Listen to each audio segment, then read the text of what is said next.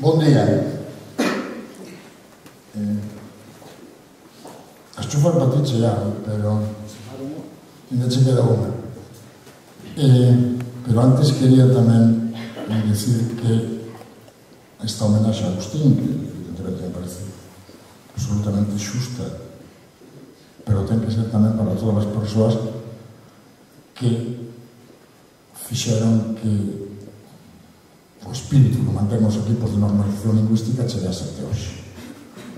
Agora están personificados en Tina e en Romano, pero están realmente en todos vós, e iso me parece verdadeiramente milagroso. Pero a mí o meu contrato di que eu que teño que chufar a Agustín. Eu teño o meu contrato porque é o único que paga, non? E Agustín e máis eu encontrámonos algo por setembro ou outubro de 1973. Hai algún aquí que non nacer aí. Xa van algo casi 38 anos. E xa ahora hai unha mancha de feitos biográficos que compartimos. Porque desde aquel momento empezou non a coñecernos, sino que empezou a nos amizar. Tantos e tantos que é inevitable que algúns sexan mesmo extraños e chuscos. Como foi o bautismo raro e case clandestino do meu fillo Daniel. Estabas ti, nunca sabemos por que estabas ti. E non había ninguén máis, se máis que ocurre, non? Porque foi unha imposición de miña mãe, fixo así clandestino. Entón, quen estaba? Estaba evidentemente o rapaz, os padriños, miña mãe que tomaba educativo, o cura, e Agustín. Entón, de varias cosas me decía eso, me decía, por que estaba Agustín? Non, que dixo, non, que facer o bulto. Ou na tua casa de Vilalba, cando xantamos as máis saborosas carnes do cadáver exquisito de Carrero Blanco, porque Carrero Blanco subiu aos ceos naquel ano no que Agustín e máis eu nos encontramos e acabamos bautizando un porco que tiña na casa de Agustín con Carrero Blanco. Xa que bautizáramos, pois fomos de comer, non? Non comimos todo, Anque Antoñita tivo medo que comeramos todo, non comemos todo. O mesmo esta etapa da nosa vida, na que te enchen de ben merecidos homenaxes, eu vexo-me convertido no teu chufón oficial. Nos últimos tempos este é o terceiro, os finos chaman de laudatio, pero na verdade é unha chufa, e ainda me queda para dentro de uns días que dame outro. A ver que digo naquel.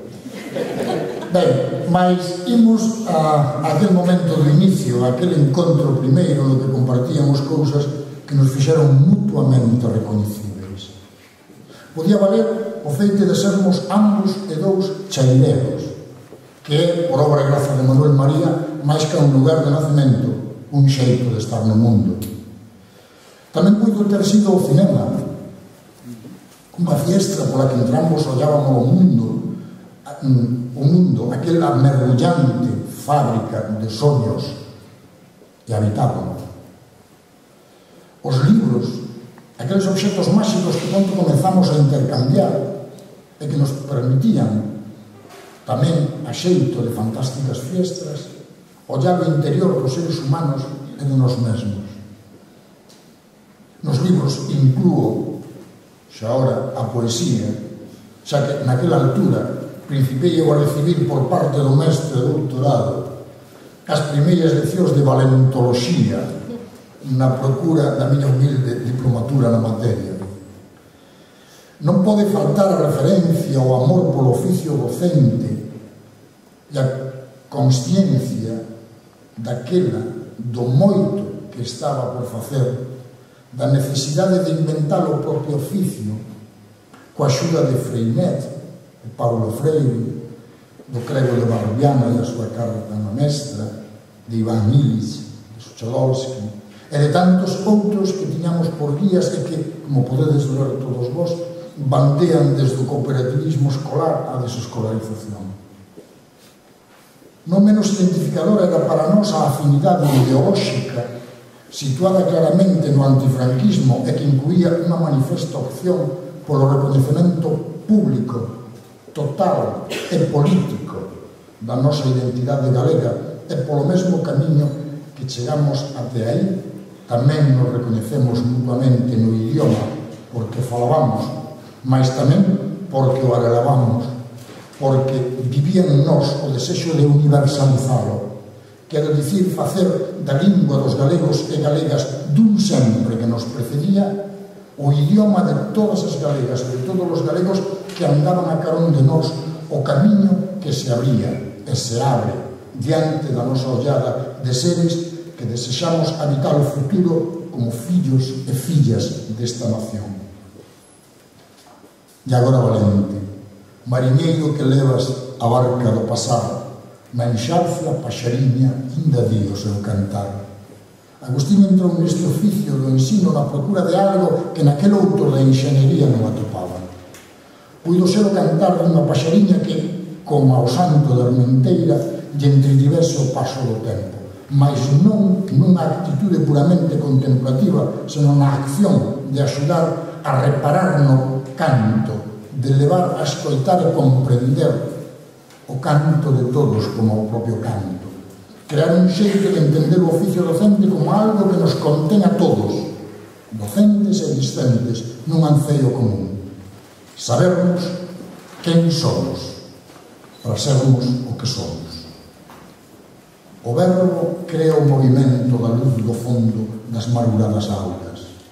E para iso había que prender unha luz que ilumase o fondo das augas, o lugar onde xacía aflixido o non recoñecido, o noso ser diferenciado, aquel que nos reconciliaba con nós mesmos, o que posuía a verdadeira palabra que nos nomeaba.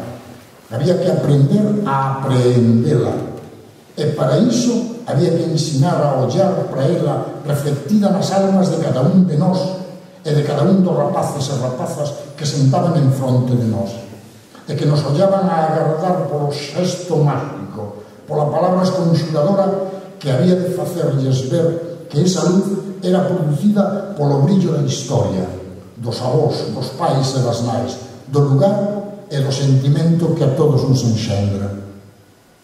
Noite e señalidade, latexa o verbo, e de aí ven todo, un grande, inmenso, fondo traballo para que o verbo, a palabra, fose viva e latexase.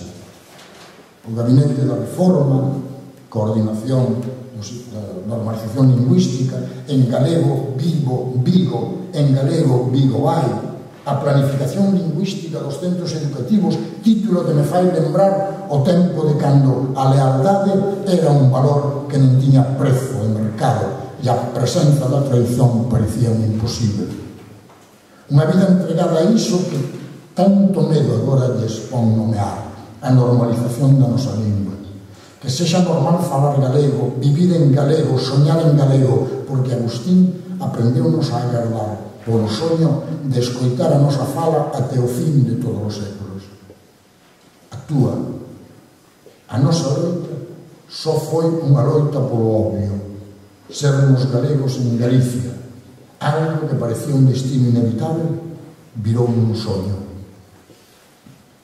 Que eu poido ouvir aínda, como Alexander Bloch, o chío das galaxias, cando brile no ceo a cauda acesa do cometa Halley, e cando todos os sinais do fin teñan sido xuntados. Aprendemos a ver o fin desta lingua que amamos por nosa e que nos ama porque somos seres. Somos para ela, e os tempos seguen e seguirán, e sempre vivirá a nosa lingua como sempre a vivir a lección de vida que Agustín nos dá agora e sempre. Ese é o chío das galaxias que procuramos, o teu exemplo como a un cometa que brilla no ceo da nación e nos guía cara ao infinito, cara aos tempos do porvir. Estamos no ano de Lois Pedreiro e quixen escoller un anácoro da súa modesta proposición para rematar este recoñecemento que quero público da miña amizade e do meu cariño. É un parágrafo que sei que ti asinarías daquela e máis agora, di así. Se me permite seguir axudando a defensa que non procura dominar nin agredir, seguirei a ser unha loita compartida por min, da tropa dos vencidos. Terra, lingua, cultura, dereito á diferenza, mente aberta ao mundo e nada máis.